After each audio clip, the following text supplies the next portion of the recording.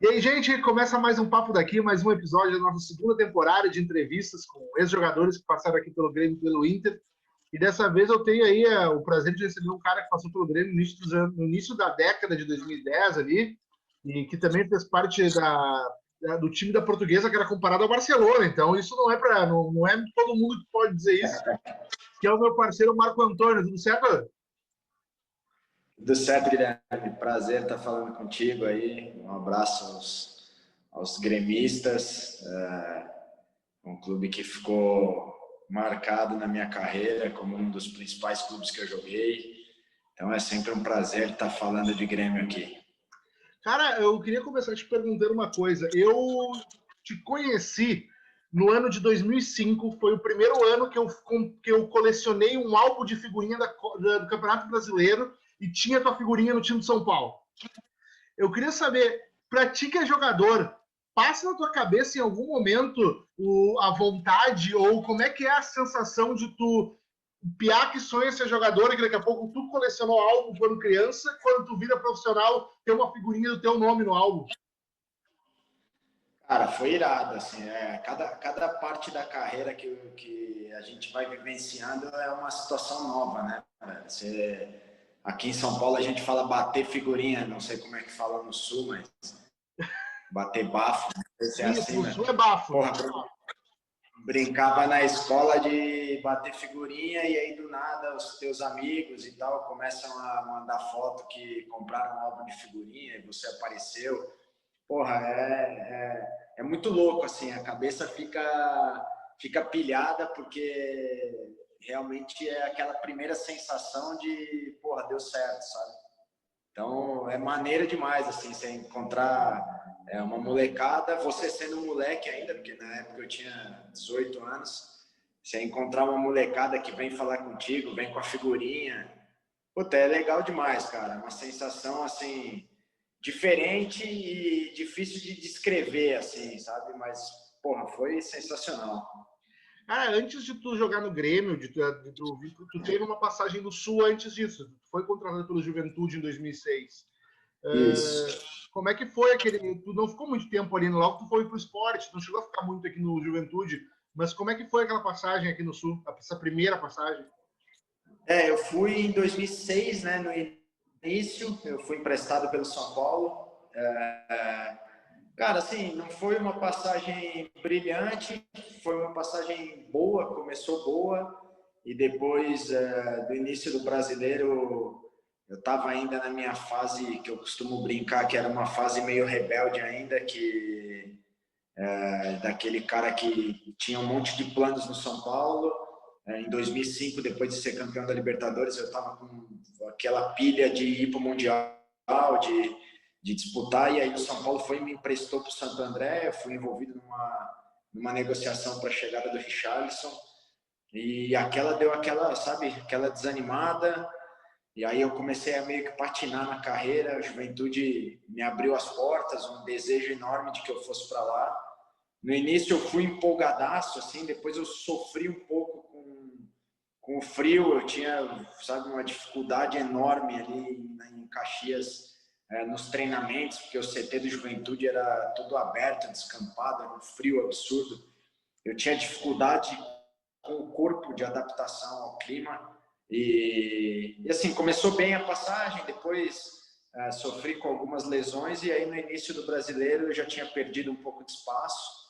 E quando eu completei o 7º jogo, a Juventude surgiu com a situação de empréstimo, e aí eu acabei indo para o Sport, que estava na Série B, porque eu não podia mais jogar pela Série A. Então, eu acabei indo para o Nordeste, e aí foi aquele choque, né, cara? Saí do Ju com 0, -1, e cheguei em Recife com 40.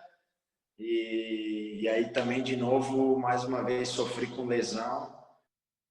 Mas foram experiências boas, assim, que me fizeram crescer como jogador, como homem. Então foram experiências legais pra caramba. Cara, tu falou do São Paulo, tu é revelado pelo São Paulo, tu começa lá em 2003, daí tu acho que tu é emprestado pro Náutico primeiro, antes de voltar pro São Paulo. No São Paulo tu ganha o Paulista e ganha Libertadores, e esse sentimento que tu tinha de ir pro Mundial contra o Liverpool. Cara, como é que é para ti? Tu acabou não indo, e como é que fica a cabeça de um guri, assim, tu tava no início de carreira, bem, tinha ganhado a Libertadores, com esperança de ir, e não vai. Existe um trabalho psicológico que o jogador faz, ou tem que fazer, até porque tu mesmo disse a decepção que tu ficou. Como é que foi aquele momento? Demais. Na verdade, foi um balde de água fria e uma mudança no rumo da minha vida, sabe? Eu não esperava, eu estava completamente empolgado e fazendo planos para ir para o Mundial, para participar, pelo menos estar com o grupo, porque até então no ano eu tinha jogado bastante, sabe? Paulistão foram 19 jogos que foi um ano de pontos corridos. Se eu não me engano, eu joguei 17 jogos e 15 saí jogando, sabe assim? E no Brasileiro a mesma coisa, como o time estava naquela mescla de jogava Libertadores e um time alternativo jogava o Brasileiro, também estava na 15ª rodada, eu tinha iniciado 13 jogos no Brasileiro, então assim, eu estava participando, sabe? Tinha entrado em 4 jogos de Libertadores, eu fazia parte do grupo, eu tinha a expectativa de estar lá, pelo menos sentado no banco de reservas, e aí eu não estava nos planos dessa negociação com o Santo André. Me parece, ou me foi passado a época que o Santo André, São Paulo fez uma lista que estaria disponível para essa negociação e o Santo André não curtiu os nomes e pediu para que eu fosse incluído nessa lista. E a princípio, num papo franco com o Paulo Tuori, que era o treinador, ele deixou claro que era uma decisão minha ir ou não ir, e eu de bate-pronto falei para ele que eu não queria ir, e ele deixou claro que assim, a minha não ida não é que ele estava me prometendo titularidade, nem que eu iria jogar, nada disso, mas era uma opção minha. Mas aí passou uma semana, 10 dias, ficou enrolando aquela negociação, ia fechar o prazo de inscrição, e aí eu meio que fui forçado, entre aspas, a aceitar e a seguir. E aí, ali, assim, foi desânimo total, tanto que eu fui para o Santo André, não fui com cabeça, estrutura completamente diferente de São Paulo, expectativa completamente diferente de São Paulo. E ali deu uma guinada negativa na minha carreira, deu uma guinada negativa na minha vida pessoal, e que eu demorei a retomar o meu rumo, o meu foco de carreira. Então, foi, como eu falo, hoje, olhando para trás, foi uma frustração que eu, depois de muitos anos, consegui tirar proveito, sabe? Mas na época foi muito difícil, cara. Acho que uma das maiores frustrações da minha carreira foi essa. Cara, tu recomeça, me corrija se eu estiver errado, né? Tu recomeça a tua carreira na Portuguesa. Porque lá do início eu lembro que Esse, tu te machucou, né, em 2000, tu chegou lá em 2009, te machucou no início, mas logo depois tu acabou virando capitão, virou batedor de falta, batedor oficial de tudo, e fez parte daquela campanha da Portuguesa da Série B, que você foi campeão em 2011. Cara, qual a importância da Portuguesa na tua carreira e como é que foi esses, acho que deu 2 anos e meio, 3 anos jogando lá na Lusa? na verdade, assim, o meu recomeço, onde eu me reencontrei mesmo comigo, foi em 2008, no Vitória da Bahia. Porque em 2007 meu contrato acabou com o São Paulo, eu fui emprestado para o Criciúma, não gostei, não me adaptei, eu tinha feito contrato de 1 ano e meio, e depois de 4 meses a gente chegou num comum acordo de que não dava para seguir, eu não estava feliz, não estava gostando. E aí eu estava sem contrato, então assim, eu fui para o Vitória naquela coisa, aqui é o recomeço da minha vida. Eu tive alguns testes de provações profissionais, porque ainda não iam 22, 23 para o banco, iam 18, então normalmente se convocava 20 para o jogo ou 19, e um era cortado no vestiário, e o finado Vadão me levava para os jogos, e os 7 primeiros jogos da temporada do Vitória, nós fomos em 19 e eu fui o corte para os 7 primeiros jogos, todos os jogos eu fui cortado, eu sobrava da lista dentro do vestiário, e ali eu falei, velho, acho que é para ver se eu vou mudar minha cabeça, vou mudar minha postura, vou ser mais profissional, vou tratar as coisas diferentes ou não. E assim eu fiz, velho, eu era cortado, eu ia treinar na academia, eu ia treinar à parte, eu ia fazer minhas coisas, e treinando para mim, assim, para eu estar bem, sabe? E aí, quando o Vadão caiu, chegou o Mancini me chamou para conversar, perguntou por que eu não estava indo para os jogos, por que eu não ficava no banco. E eu falei que meramente era uma opção do treinador que eu respeitava, que eu não debatia e nada. Ele falou, vou ver se é verdade, vou atrás. Questionou a comissão técnica toda e a comissão enfatizou isso, de que eu não dava problema, de que eu não era um cara de trazer problema para o treinador. E a partir dali ele me colocou jogar. Então aí fui campeão baiano, joguei uma Série A, joguei bastante. E chegou no fim do ano, ele falou que não ia contar comigo para o ano que vem, que tinha gostado de trabalhar comigo, mas que para o ano seguinte ele não contava comigo nos planos. E eu achei sensacional a postura dele. Muita gente podia levar isso para o lado ruim. Eu achei bacana da parte dele vir diretamente para mim e dizer. E aí eu acertei na Portuguesa um contrato de 3 anos, que os 2 primeiros foram batendo na trave. O Paulistão, dificilmente aqui a gente ia conseguir alguma coisa, porque a praça para o time é muito forte. E aí no ano seguinte teve essa reformulação, que em 2011 a gente fez uma campanha espetacular, principalmente pelo investimento da Portuguesa, né? E a gente ficou marcado aí como um dos grandes times da Série B, em níveis de saldo de gols, de número de vitórias. Foram apenas 3 derrotas no campeonato, então você ficar 38 jogos e só perder 3 é um número expressivo demais. E ali foi o divisor de águas na minha vida, tanto que depois disso veio um time no porte do Grêmio para me levar saindo da Portuguesa, entendeu? Então, assim, ali eu já estava centrado, eu estava no meu auge físico, psicologicamente bem, tecnicamente bem, e eu tive a chance de...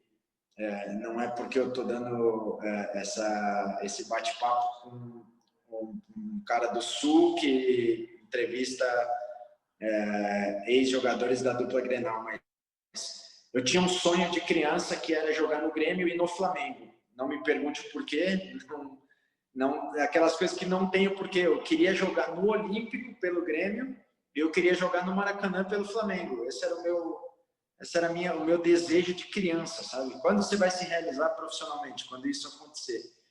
E, cara, e daquelas coisas que o homem lá em cima prepara, eu fui contratado pelo Grêmio no último ano de Olímpico. Então, assim, consegui realizar um sonho de vida, que por isso que eu digo que ficou marcado para mim, porque foi uma realização pessoal.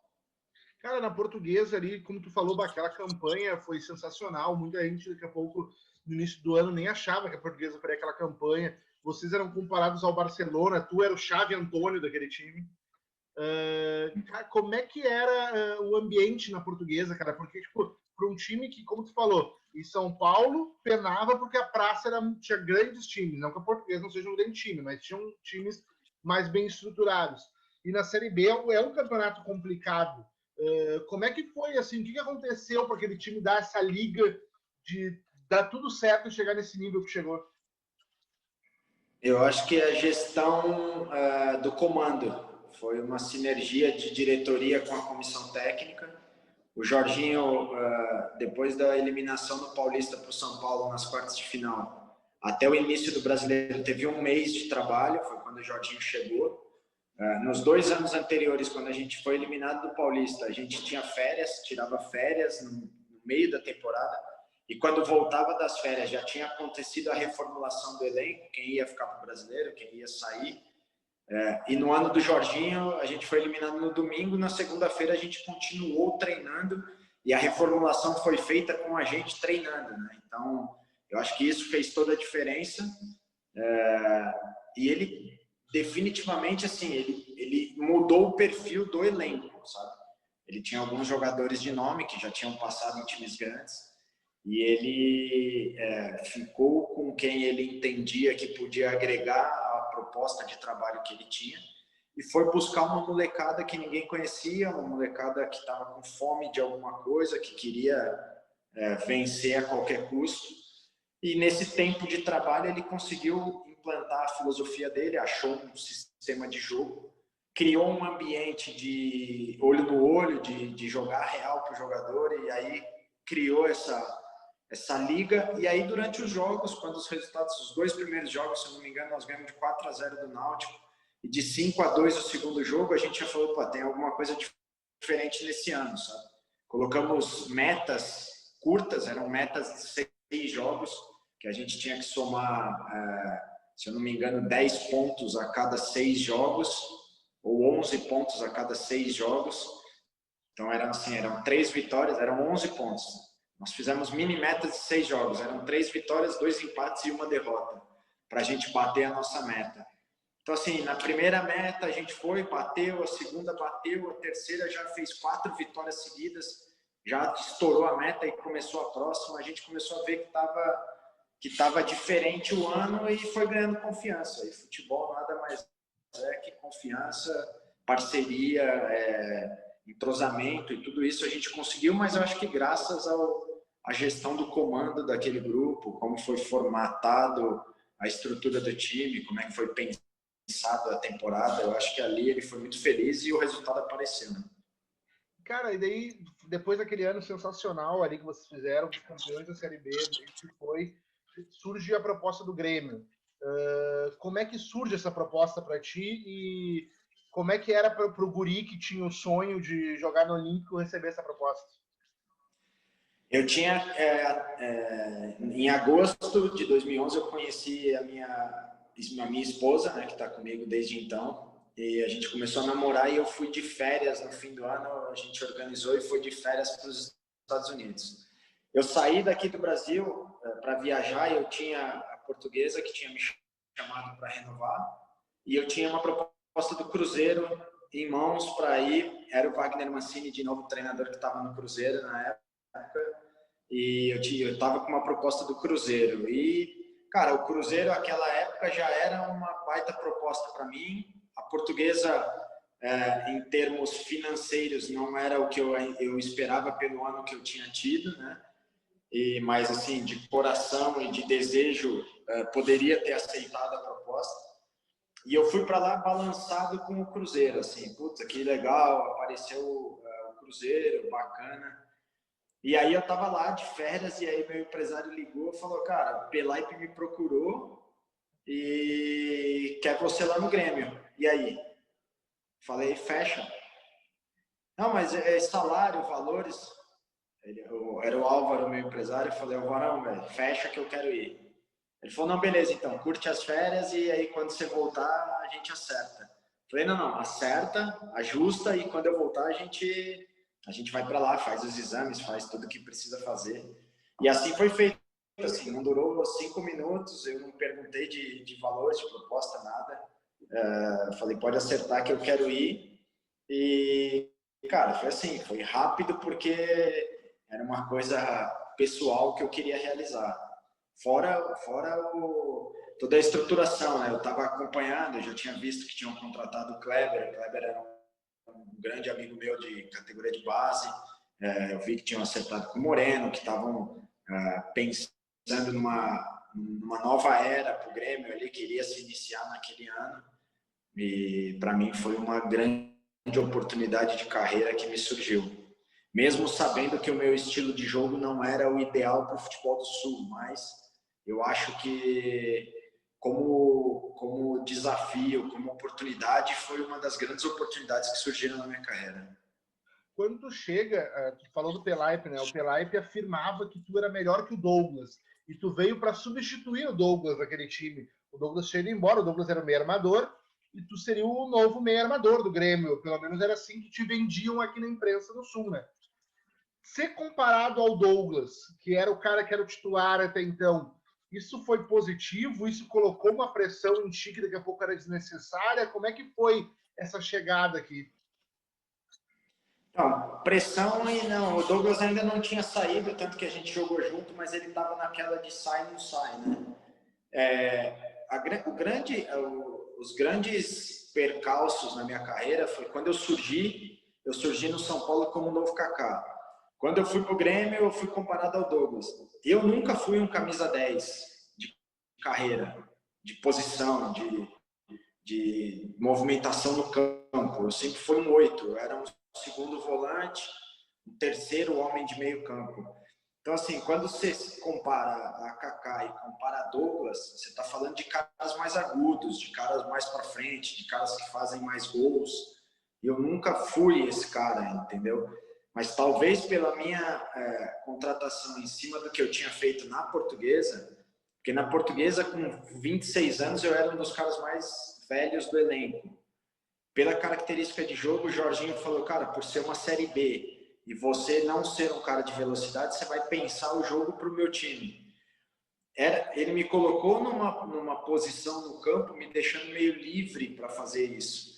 E quando eu fui para o Grêmio, eu sempre deixei claro que eu não gostava de jogar nessa função, que eu não sabia jogar de costas para o gol, que é uma das coisas que o Douglas melhor faz, de receber essa bola com marcação, girar e achar o cara na cara do gol. Então, assim, no meu primeiro jogo, na estreia, que criou aquela expectativa, vamos ver como o time do Grêmio montou para 2012, nós jogamos no Olímpico e eu joguei de ponta esquerda, joguei aberto na esquerda.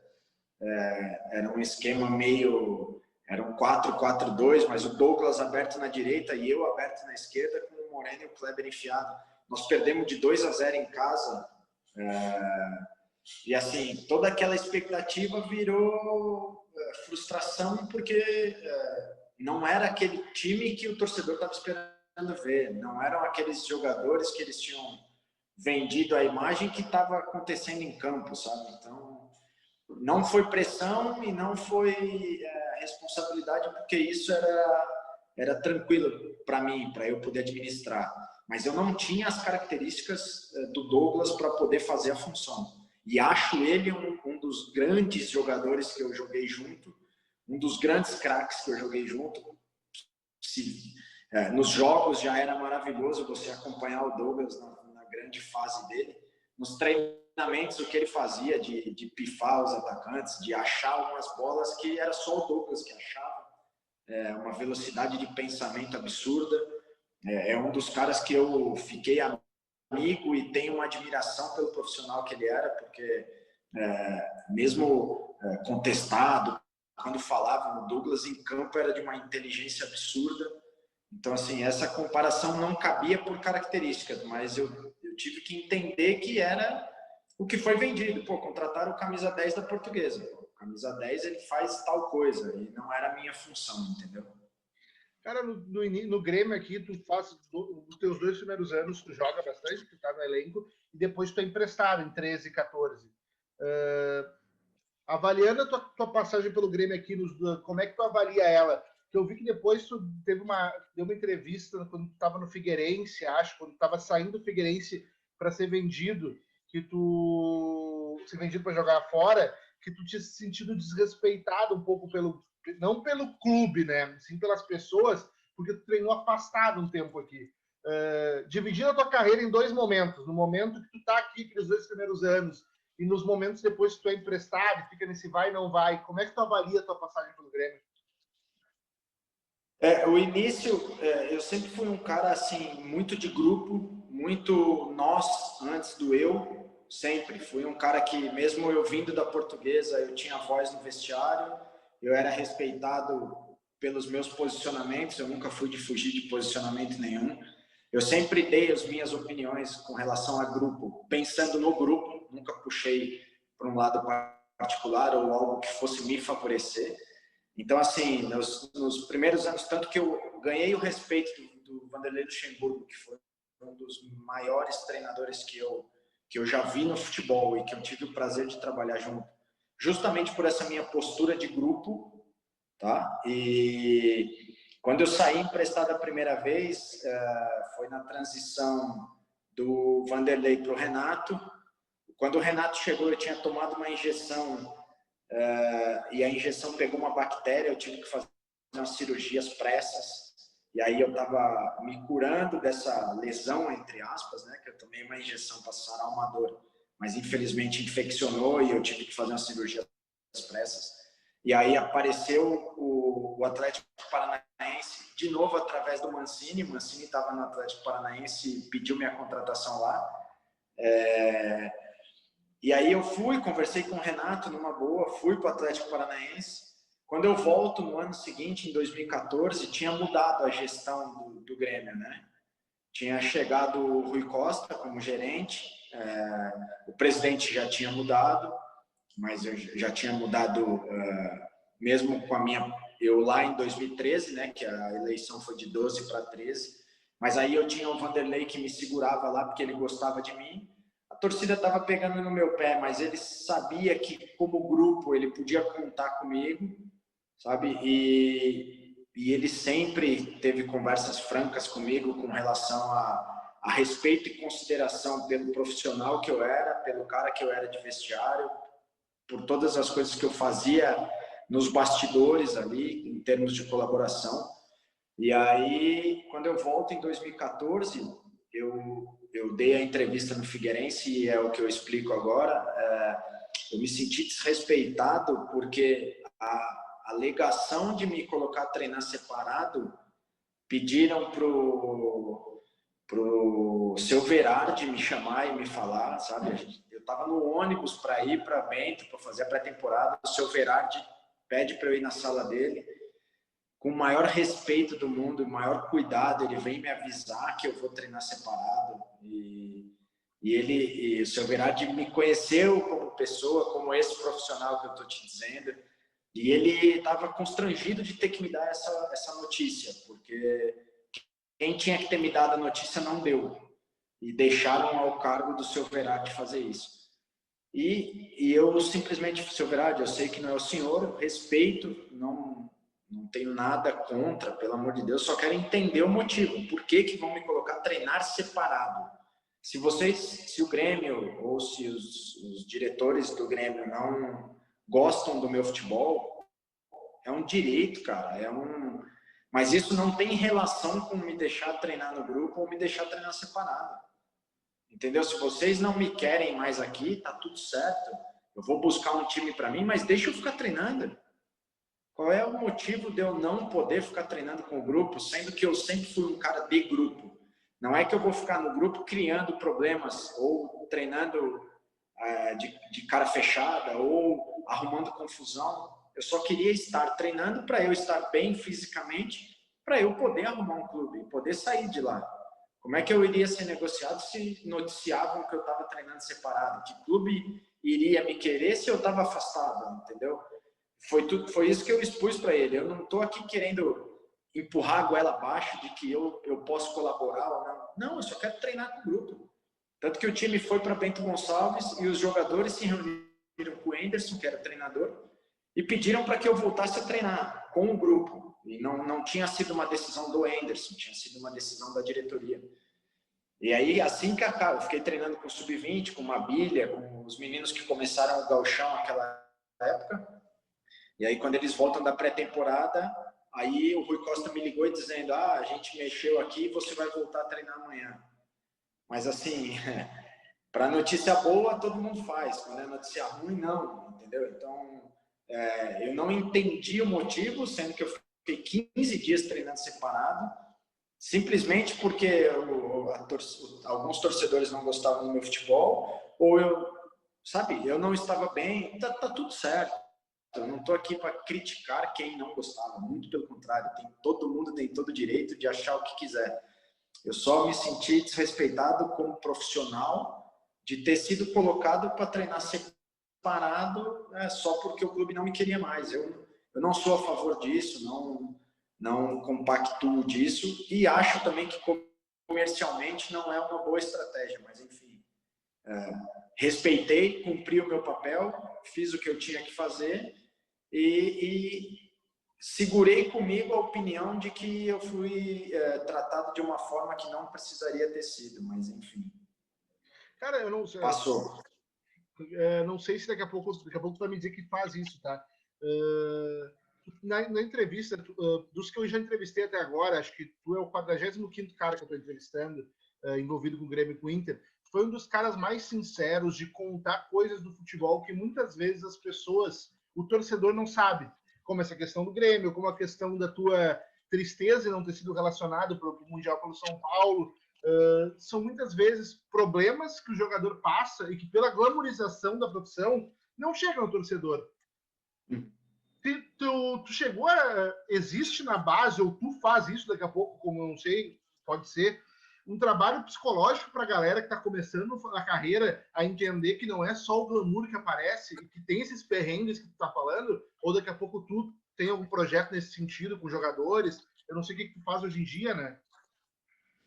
Eu hoje trabalho, há 10 anos atrás, o meu pai trabalha na área de logística há 40 anos e há 10 anos atrás ele foi demitido e a gente montou uma empresa de logística em transporte, e ele toca desde então. E foi meio que um projeto para quando eu parasse de jogar eu poder ter alguma opção do que fazer. E aí eu vou terminar essa para voltar no início da pergunta. Claro, claro. Então hoje eu estou aqui com ele, trabalho aqui junto com ele, estou mexendo nisso.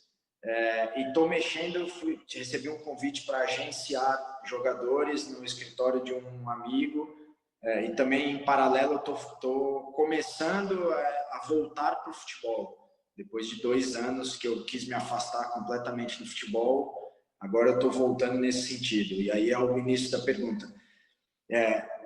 Eu te garanto assim que mais de 90% dos jogadores, grande parte da carreira, vai ser mais perrengue do que felicidade. Mas na mesma mão que vai, é uma vida muito boa, uma vida muito legal, mas é uma vida que psicologicamente você tem que estar muito preparado para o que acontece, porque é expectativa e frustração a cada quarta e a cada domingo. Então, assim, na base, o São Paulo tinha isso de psicologia, mas eu atribuo muito a minha base familiar, sabe? As pessoas que me cercaram durante a minha carreira, graças a Deus, foram pessoas que tentaram direcionar os pensamentos sempre para o lado positivo nas adversidades, sabe? Pô, você vai para o Santo André emprestado e você não vai para o Mundial. Outro, mas tira alguma coisa de bom disso aí, entendeu? Vive lá, vê o que é, de repente para o seu futuro, para um dia, para hoje aqui, eu na transportadora, poder usar essa experiência como, vamos agregar alguma coisa no time aqui dentro, vou como exemplo, não sei. Mas eu acho que o futebol é muito glamourizado porque é o que passa na televisão. Mas por trás disso, eu não sei se tenho certeza que você sabe, mas o estudo dos jogadores profissionais que são bem-sucedidos na carreira é mínimo, cara, perto do volume de jogadores profissionais que existem. Então, assim, é muito bonito olhar para o Neymar, olhar para os caras que estão na seleção hoje, mas tem muito cara aí amassando barro, passando perrengue e em dificuldade, falam lá, o futebol se ganha muito dinheiro, tem muito cara em dificuldade financeira, e quando a gente sai para o lado de cá, para o mundo que o torcedor vive, a gente vê o quanto o futebol é grande, o quanto o futebol movimenta, o quanto o futebol é fora da realidade do brasileiro, é fora da realidade do trabalhador, e enquanto você está na carreira, é muito difícil você enxergar isso, porque acho que é do ser humano querer sempre o melhor para si, né? Mas quando você pega um torcedor que vai no campo e você não está num dia legal, porque você também tem esse direito, mas o cara vai no campo e vê um cara que não está bem, porra, é de se respeitar aquela ira do cara de te xingar, de te criticar e tal, porque, cara, é sofrido pro cara tá ali, é suado pro cara tá ali, o cara vai acordar cedo para trabalhar no dia seguinte. Então, assim, tem essa série de fatores que acompanham a vida de um jogador de futebol. Não é simplesmente só ir lá 90 minutos, botar a camisa e jogar. Os 90 minutos do final de semana é só uma consequência de uma vida, velho. Não é nem de um treino, sabe? É uma coisa que se traz, é o que a gente fala aqui. Eu brincava muito isso com a minha esposa. A minha ida para o Grêmio, ou para o Alcor, que eu fui para fora, ou quando eu jogava no São Paulo, não se resume ao ano que eu fiz na Portuguesa, entendeu? O ano que eu fiz na Portuguesa só fez chamar a atenção do Grêmio, mas eles não me contrataram só por aqueles 6 meses que eu fiz na Portuguesa de título brasileiro, sabe? Eles vão buscar carreira, vai buscar histórico, vai buscar número, vai buscar número de lesões. Então, assim, se você não se cuida, se você não está sempre ganhando, se você não está lutando para ser o melhor no que você faz, um time como o Grêmio não vai vir te buscar, entendeu? E aí, esse é só o primeiro ponto, é o início da estrada, né, cara? Depois você tem que reafirmar tudo isso no dia a dia, né? Em tudo que acontece, mas os bastidores do futebol envolvem muitas coisas mesmo, que acabam refletindo na vida de sucesso ou não de um jogador, entendeu?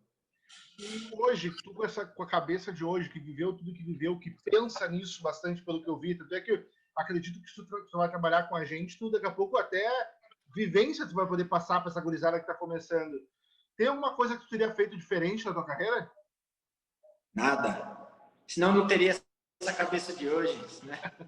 É ambígua a parada, né? Você tem a cabeça de hoje porque você viveu tudo isso, né? Se eu tivesse vivido uma vida só de felicidades, talvez hoje eu fosse um cara que não teria a menor noção da realidade, ou minha vida teria tomado outro rumo. Mas todas as vezes que passei as coisas na vida, cara, eu tentei um pouco sair do foco daquilo ali para poder tentar enxergar as alternativas, sabe? Se eu tomar essa decisão, pode acontecer isso. Eu sou meio moderado com relação a isso. Então, assim, todas as decisões que eu tomei foram conscientes e conscientes no sentido de que elas vão trazer alguma resposta, seja ela positiva ou negativa, o retorno vai vir. Então, tomei de cabeça boa, decidi encerrar minha carreira de forma tranquila, pensada. Então, assim, não me arrependo de absolutamente nada que eu fiz, cara. Acho que eu faria tudo de novo, mesmo a fase minha rebelde, que duraram ali uns 4, 5 anos e que eu sofri, eu acho que foram importantes para construir o cara que eu sou hoje, sabe? Construir o profissional que eu fui, o respeito que eu adquiri na minha carreira. Mesmo não sendo um cara expressivo, eu fui um cara de médio, joguei em grandes clubes, mas tive a minha carreira, meus altos e baixos, mas eu tenho respeito em todos os clubes que eu passei, mesmo nos clubes que eu não passei, com treinadores, com diretores, e isso para mim é o que mais valeu a pena de toda a minha carreira, sabe? As portas abertas que eu deixei nos lugares, o respeito das pessoas pelo cara que eu sou, e é isso que a gente está conversando aqui, é o ser humano fora o jogador, né? Então, mesmo quando a torcida me criticava em algum clube que eu passava, os próprios caras do clube que eu joguei me abraçavam no sentido, porra, as coisas vão melhorar, você é um puta cara legal e tal, as coisas vão se acalmar, mesmo nas dificuldades, você nunca chega aqui de cara feia, você está sempre botando todo mundo para cima. Então, assim, essas coisas foram legais, assim, na minha vida, cara, porque eu acho que a carreira passa, a história de carreira fica e principalmente quem você é durante a carreira. E tu falou ali do tu parar tranquilo e tudo mais e pensado. Tu parou cedo, né? Tu poderia ter jogado mais se tu quisesse. Por que tu optou por parar naquele momento? Eu parei cedo, eu tive um 2018 conturbado, assim, tive um problema familiar muito forte. Eu perdi o meu cunhado, o marido da minha irmã, e aí isso mexeu com a estrutura da minha família. E em paralelo a isso, eu descobri 3 hernias de disco nas costas, que eu fiquei parado 5 meses no Figueirense. Eu nunca tinha tido uma lesão assim de ter que ficar parado tanto tempo. E eu já vinha trabalhando a minha cabeça de que o final da minha carreira estava chegando. Então, somatizaram esses problemas e eu senti que era hora de eu estar perto da minha família, estar aqui em São Paulo, dando algum respaldo, mesmo que fosse moral, física, presencialmente físico, porque eu acho que a minha carreira tinha chegado num ponto que eu não tinha grandes ambições. Eu acho que dificilmente eu voltaria a jogar num grande nível para ir de novo para um time de Série A que brigasse por título.